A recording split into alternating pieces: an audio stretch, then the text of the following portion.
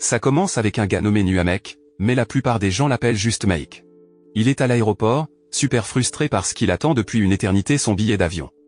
La personne censée lui apporter son billet avait du retard, même si lui, il attendait déjà depuis un bon moment à l'aéroport. Et quand il arrive enfin, Mike lui dit de le laisser se débrouiller pour son billet la prochaine fois. En réalité, il n'était pas trop emballé par ce voyage depuis le départ, surtout quand il a découvert que son vol serait opéré par Thai Airways. L'homme lui dit que son patron voulait que Mike voyage dans le plus grand confort. Mike part, agacé, tout en lui demandant de lui demander la prochaine fois avant d'acheter un billet d'avion. La raison pour laquelle Mike ne veut pas voler avec Thai Airways, c'est à cause de son ex-petite amie, Plefa, qui est hôtesse de l'air dans cette compagnie. Un retour en arrière, à l'époque où Mike avait rendez-vous avec Fa dans un café. Elle avait un verre devant elle, mais les glaçons étaient tous fondus. Mike lui a demandé pourquoi elle ne l'avait pas bu. Fa a répondu qu'elle attendait et maintenant c'était à lui de le faire. Mike lui a ensuite montré un livre sur lequel il travaillait, le Guide de Londres. Fa, sa petite amie à l'époque, trouvait ça plutôt cool. Elle a mentionné qu'elle était un peu jalouse parce qu'elle aimerait aussi voir Londres. Mike a promis qu'ils iraient ensemble un jour, mais Fa était un peu sceptique. Elle a dit que ça pourrait être compliqué puisqu'elle travaillait maintenant et qu'elle ne voulait pas précipiter les choses. Elle voulait de vraies vacances. Revenons au présent, Mike se dirige vers la salle d'attente de l'aéroport et aperçoit une hôtesse de l'air. Il ne voit pas son visage, mais il sait que c'est Fa. Le simple fait de voir Plefa ramène Mike en arrière, à cette conversation au café avec Fa. Ils avaient eu une petite dispute à ce moment-là. Fa était super excitée à l'idée de devenir hôtesse de l'air. Elle pouvait travailler tout en voyageant, mais Mike avait émis des réserves sur son point de vue concernant le métier d'hôtesse de l'air, ce qui avait agacé Fa. Mike se souciait beaucoup de ce travail, car cela signifiait que Fa serait toujours en déplacement. Il était du genre protecteur, inquiet pour sa sécurité et tout ça. Mais la volonté de Fa de réaliser son rêve était très forte. Elle s'était inscrite et avait réussi la sélection pour devenir hôtesse de l'air chez Thai Airways. Le lendemain, Fa s'éclipse discrètement pour une formation, et Mike n'y voit que du feu. Mais ensuite, alors qu'il se détendait devant son ordinateur portable, il découvre que Fa a obtenu le poste et est en formation. Il est déçu parce qu'elle ne lui en a rien dit. Mike décide de passer au centre de formation pour surprendre Fa. Mais il la surprend en train de rigoler avec un mec. Fa essaie de s'expliquer, mais Mike n'en veut pas entendre parler. Ils se tirent simplement. De retour à la maison, l'ambiance est tendue entre eux. Fa est émue, elle enlace Mike et s'excuse de ne pas lui avoir parlé de ses projets pour réaliser son rêve. Elle a mis beaucoup d'efforts pour en arriver là. La vraie raison pour laquelle Fa n'a rien dit à Mike à propos de son travail, c'est qu'elle pensait qu'il serait totalement contre. Mike, en entendant cela, perd son sang-froid et crie. Dans sa tête, il a toujours été là pour elle, soutenant tous ses rêves et lui permettant de poursuivre ses objectifs de carrière. Fa réplique en disant qu'elle a été compréhensive quand Mike travaillait beaucoup, mais elle a aussi ses propres rêves à poursuivre et elle le met au pied du mur pour qu'il fasse un choix. Le lendemain matin, Fa se rend au bureau principal, l'air déterminé. Son ami, Son, lui conseille de réfléchir car son rêve est sur le point de se réaliser. Pendant ce temps, ce que Fa a dit semble avoir eu un impact sur Mike. Il dit à un ami de travail qu'il va laisser tomber l'écriture de son livre en cours. Son ami lui conseille de reconsidérer car le bureau a besoin du livre pour un événement et cela concerne son rêve d'emploi. Il l'incite à réfléchir à l'impact que cela pourrait avoir sur tout le monde. Après avoir discuté avec son ami, Mike se perd dans ses pensées, fixant un mini-avion. Plus tard, Fa entre en trombe avec une valise à la main. Mike, un peu choqué, lui demande ce qui se passe. En larmes, Fa lui dit qu'elle a fait son choix, elle poursuit son rêve et le laisse derrière elle. Revenons maintenant au présent, Mike essaie de se détendre dans une salle d'attente VIP UP. Mais 3 tantes débarquent et ne peuvent s'empêcher de s'extasier sur le luxe de tout ça. Mike est clairement agacé par le bruit, mais il garde son calme. Une jeune fille courageuse, qui s'avère être la parente de l'une des tantes, leur dit de se taire. Mike, en ayant assez, se dirige vers la sortie. En sortant, il percute un ado nommé Pata, qui cherche frénétiquement sa grand-mère disparue. Pata s'excuse rapidement et continue sa recherche. Alors, Mike invite Pata à signaler la disparition au service des informations. Heureusement, il la retrouve assez rapidement. Pata est très reconnaissant envers Mike pour son aide. Pendant ce temps, Plefa se fait réprimander par son chef pour être en retard à son tout premier vol. Il semble qu'un de ses collègues plus anciens ne soit pas son plus grand fan non plus. Bientôt, tout l'équipage de vol se met en position. Plefa est à la porte de la cabine, saluant tout le monde. Elle ne sait pas que Mike est à bord de l'avion. Mais quand Mike monte à bord, Plefa est occupée à aider Pata et sa grand-mère à s'installer. Lorsque l'avion décolle, la fille que Mike a rencontrée dans la salle d'attente semble très nerveuse. Elle se cramponne à son siège comme si sa vie en dépendait. Pata prend de ses nouvelles, et elle lui attrape simplement la main, toujours effrayée. Pata lui sourit simplement. Pléfa a eu une vraie surprise quand elle a réalisé que le passager sur lequel elle avait renversé de l'eau n'était autre que Meik. Les deux étaient un peu figés, ne sachant pas quoi dire. Le chef de cabine intervient en réprimandant un peu Pléfa. Mais Meik est cool, il dit que tout va bien. Pour se faire pardonner, ils font monter Meik en classe affaires. Ces 3 tantes de la salle d'attente ont eu vent de la mise à niveau et sont devenues vertes de jalousie. Elles ont élaboré un plan pour obtenir une mise à niveau elles aussi. Avec Meik désormais en classe affaires, la chef de cabine a dit à Pléfa de prendre soin particulièrement de lui. L'une des collègues de Pléfa lui a lancé un regard narquois et a commencé à chuchoter à ce sujet, mais son amie a simplement roulé des yeux et s'en est allée. Pendant ce temps, la grand-mère s'inquiétait parce que sa nièce ne mangeait rien dans l'avion.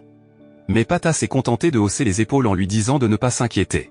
Pata ne cessait de jeter des coups d'œil à la fille assise à proximité. Elle semblait perdue dans sa musique, regardant par la fenêtre. Pendant ce temps, ses 3 tantes étaient encore en train de comploter. L'une d'elles a renversé délibérément sa boisson, espérant ainsi obtenir une mise à niveau en classe affaires. Mais la chef de cabine ne s'est pas laissée berner et lui a simplement tendu un mouchoir. Insatisfaite, la tante a insisté pour obtenir une mise à niveau de siège. Cependant, elles ont obtenu des collations supplémentaires à la place. La tante suivante, habillée en violet, planifiait déjà sa prochaine tentative, confiante qu'elle les surpasserait toutes. Tout au long du vol, la grand-mère ne cessait d'importuner la jeune fille, lui demandant si elle était sûre de ne pas vouloir manger, car c'était un long voyage. La fille déclinait toujours, mais toujours de manière polie. Essayant de l'aider, Pata a ajouté, les filles peuvent parfois être difficiles. Cependant, de temps en temps, la fille esquissait un sourire en direction de Pata, surtout quand elle remarquait à quel point il était proche de sa grand-mère. Pléfa a apporté à manger à Meik, et il s'est demandé s'il y avait d'autres choix que le poisson. Elle a expliqué que la seule autre option était le poulet, mais elle se souvenait que Meik n'aimait pas le poulet, alors elle lui a apporté du poisson. Cela a surpris Meik, il ne pensait pas que Pléfa se souviendrait encore d'un tel détail. Se sentant un peu gênée, Pléfa a dit qu'elle allait chercher de l'eau mais est revenue avec du jus de pomme.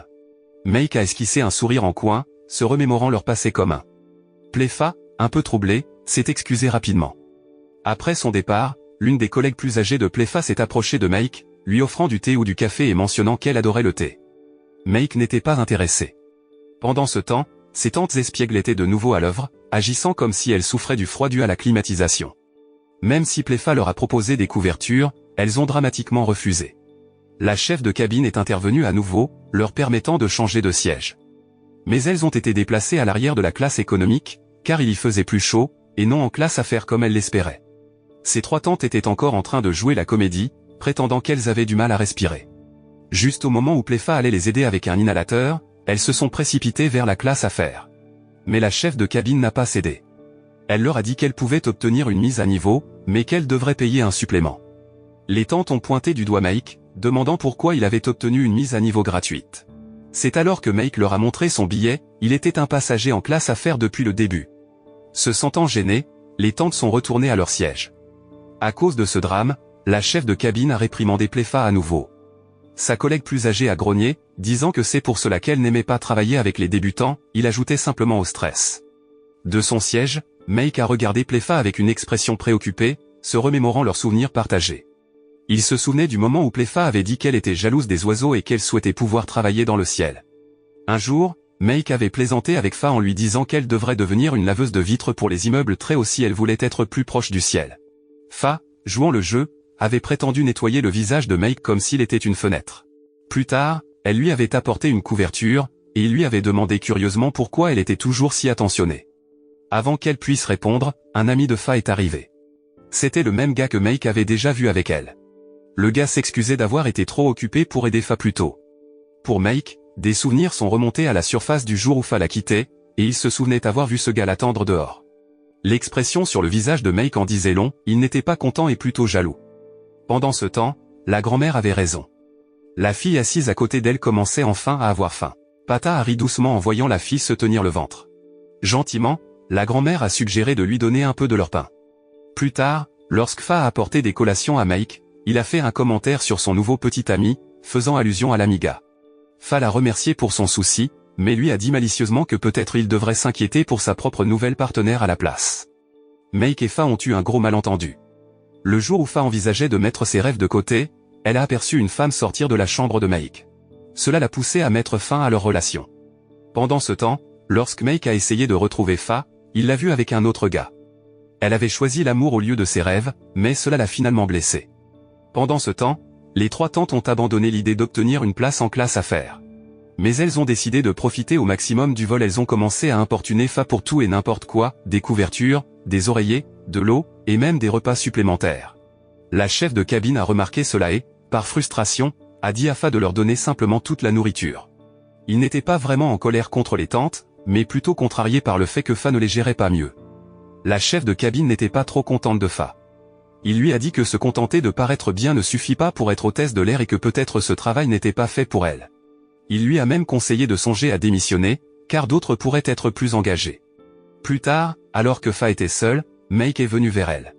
Il a vu qu'elle était contrariée et lui a demandé si c'était bien le travail de ses rêves qu'elle avait en tête. Fa a essayé de garder son calme, disant qu'elle ne devrait pas laisser les passagers la voir comme ça. Elle a essayé de s'éloigner, mais Meik lui a rappelé qu'elle était censée le servir. Il lui a tendu un mouchoir, le même qu'elle avait utilisé lors d'un moment ludique avec lui auparavant. Cela l'a surprise qu'il l'ait gardé. Meik était curieux de savoir pourquoi elle voulait devenir hôtesse de l'air, mais Fa s'en est allée sans répondre. La scène a changé pour se concentrer sur Pata et la grand-mère. Pata a rappelé à la grand-mère de prendre ses médicaments, mais elle a dit qu'elle se sentait bien et n'en avait pas besoin. La fille assise à côté d'eux était curieuse de leur voyage au Japon. Pata a expliqué qu'il voulait voir sa mère, tandis que la fille a mentionné qu'elle n'y allait que pour sa tante. La grand-mère a complimenté la fille, comparant sa gentillesse à celle de Pata pour s'occuper des membres plus âgés de la famille. La grand-mère a ressenti le besoin d'aller aux toilettes et voulait prendre ses médicaments après. Mais en se levant, elle a eu un vertige.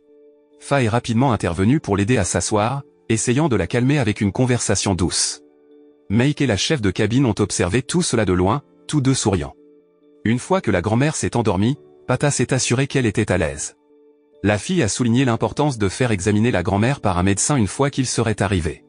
Elle a admis qu'elle avait été inspirée par les soins de Pata et qu'elle devrait être plus attentive envers sa propre tante encombrante. Alors que l'avion entamait sa descente, Fa dit à Meik qu'elle devait retourner à ses devoirs. Elle lui souhaita un bon séjour au Japon. Meik voulait lui dire quelque chose de plus, mais le signal de la ceinture de sécurité était allumé, alors tout le monde devait rester assis. Il nota alors ses pensées dans son journal. Parmi toutes ses expériences, il réalisa qu'il était toujours profondément amoureux de la même personne. Une fois arrivé à Tokyo, tout le monde commença à quitter l'avion. Meik attendit, prenant son temps. Lui et Fa échangèrent un long regard, tous deux désireux de dire quelque chose. Cependant, avec la chef de cabine à proximité, ils partagèrent simplement un moment silencieux avant que Meik s'éloigne enfin. Il s'avère que le neveu de la tante s'appelait Fraio. Après s'être séparés, Pata et Fraio échangèrent leurs coordonnées. Fraio se rendit ensuite auprès de ses tantes, qui étaient occupées à prendre des selfies. Elle leur rappela gentiment de se comporter au mieux, car elles étaient dans un pays étranger. C'était une approche plus douce que ses explosions précédentes. Meik réalisa qu'il avait oublié son journal dans l'avion. Au bureau d'information, on lui dit qu'il ne l'avait pas trouvé. Il réfléchit alors à ses voyages. Même s'il avait vu tant d'endroits incroyables, ses expériences lui semblaient vides.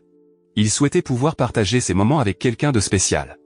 Une vue magnifique n'est tout simplement pas la même sans un être cher pour la partager. La scène change, et nous trouvons Fa entrant dans un restaurant. Il s'avère que Meik était aussi là. Elle explique qu'elle loge à proximité et avait repéré cet endroit dans l'un des guides de voyage de Meik. Elle sortit ensuite le journal de Meik de son sac. Il pensait l'avoir perdu à jamais. Mais en réalité, Fa l'avait trouvé et avait deviné qu'il appartenait à Meik, alors elle l'avait gardé. Meik a l'habitude d'oublier des choses. Il demanda à Fa si elle était libre après le dîner, mais avant qu'elle ne puisse répondre, un ami gars à elle entra et l'appela. Meik écarta alors sa question précédente, remercia Fa pour le journal et partit. Alors qu'il se promenait dans le parc, en pensant à son prochain livre, Meik aperçut le gars qui était toujours avec Fa. Mais cette fois, le gars tenait la main d'une autre femme. C'est à ce moment-là que Meik comprit, ce gars ne sortait pas avec Fa. Il se précipita de retour au restaurant en espérant voir Fa, mais elle était partie. Avance rapide d'une semaine. Meik était en train de rentrer en Thaïlande avec la même compagnie aérienne, espérant voir Fa. Mais elle ne travaillait pas ce jour-là. Il pensait peut-être qu'elle avait changé de vol, mais en réalité, elle avait changé de rôle. Devenant passagère régulière depuis hôtesse de l'air. Meik a été pris au dépourvu lorsque Fa s'est approché de lui demandant si elle pouvait s'asseoir à côté de lui. Elle avait trouvé son journal, et à l'intérieur, elle avait trouvé des photos d'eux ensemble. De plus, il y avait une note sincère de Meik, lui confessant qu'il l'aimait toujours profondément. Et ainsi, les deux ont ravivé leur amour. Ils ont continué à explorer le monde côte à côte, terminant le film sur une note positive. La leçon morale de l'histoire est que l'amour et les deuxièmes chances peuvent guérir les blessures profondes, et parfois, faire une pause vous permet de voir la véritable valeur de votre lien.